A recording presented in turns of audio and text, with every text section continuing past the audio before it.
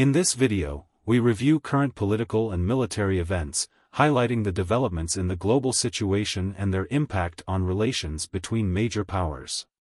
We focus in particular on the actions of Russian President Vladimir Putin and the growing tensions between Russia and the rest of the world. We ask the big question: could a Hiroshima-like scenario be repeated in modern times?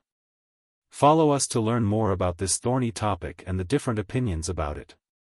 What is the story of Hiroshima in brief? On August 6 and 9, 1945, the United States dropped 2 atomic bombs on the Japanese cities of Hiroshima and Nagasaki, causing widespread destruction and killing tens of thousands of people immediately, in addition to many subsequent deaths due to injuries and radiation. The bombing led to Japan's unconditional surrender on August 15, 1945, officially ending World War II. These attacks were the first and only time that nuclear weapons were used in war, raising global concerns about the use of nuclear weapons in the future. The bombing caused enormous human suffering, including severe injuries, burns, and radiation-related illnesses, which continued for decades after the attacks.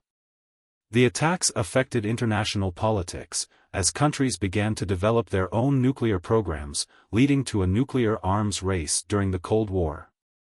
Hiroshima and Nagasaki became symbols of peace and awareness of the dangers of nuclear weapons, leading to international efforts to limit the spread of nuclear weapons and promote nuclear disarmament.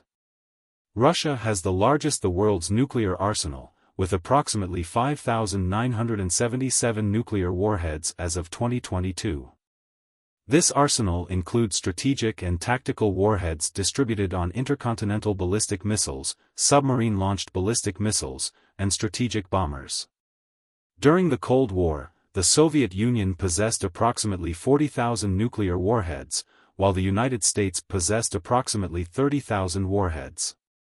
Today, Russia continues to modernize and expand its nuclear forces, making it a nuclear superpower capable of destroying the world several times over. The current political situation between Russia and major powers is complex and tense for several reasons, the most important of which is relations between Russia and Western countries, especially the United States and Europe, are experiencing significant tensions due to issues such as Russian intervention in Ukraine, the annexation of Crimea, and alleged interference in Western elections. These tensions have led to the imposition of economic sanctions on Russia, the largest in human history. Even Iran and North Korea have not been subjected to these sanctions.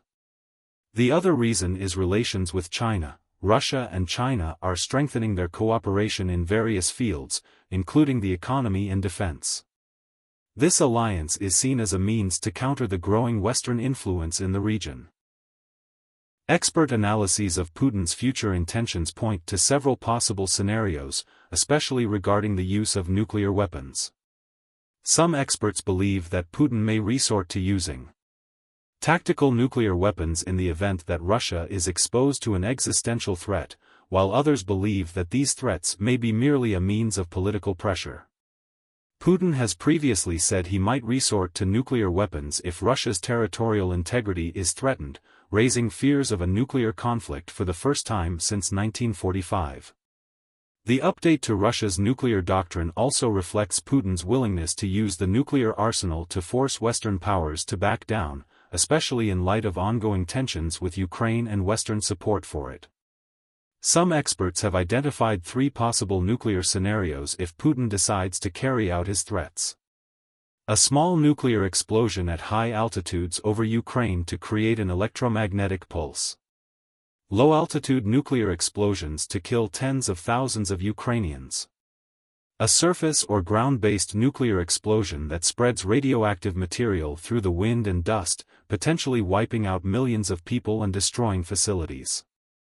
John Mearsheimer, a political science professor at the University of Chicago, believes that supplying Ukraine with long-range weapons could escalate the conflict with Russia, increasing the likelihood of a nuclear war.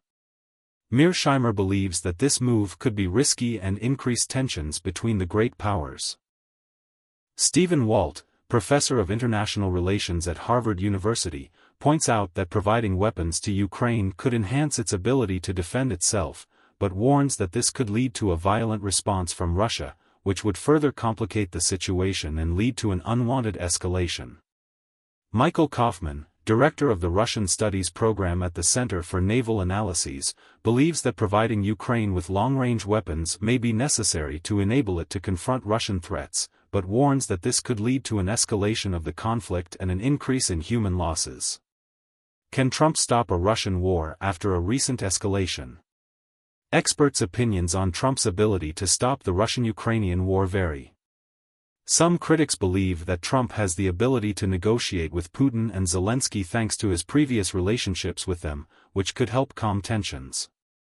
For example, John Mearsheimer, professor of political science at the University of Chicago, believes that Trump may be able to use his influence to persuade the parties to sit at the negotiating table.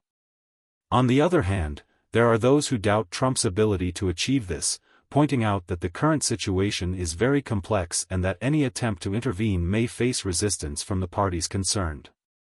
Stephen Walt, professor of international relations at Harvard University, points out that the tensions between Russia and Ukraine go beyond personal relations and that the solution requires intensive diplomatic efforts from all parties concerned. Some analysts believe that Trump may use unconventional strategies to achieve peace, such as establishing demilitarized zones or providing economic incentives to the conflicting parties.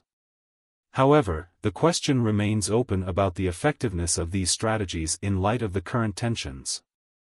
But the big question now, in light of the rapid developments between the two parties and until Trump's aversion to taking power will not happen until 2 months from now, is what will happen between Russia and the great powers, and will Putin carry out his threats in light of Zelensky's actions, which seems suicidal towards Russia during this period before the arrival of the Republican administration.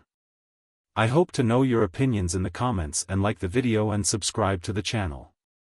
Greetings to you.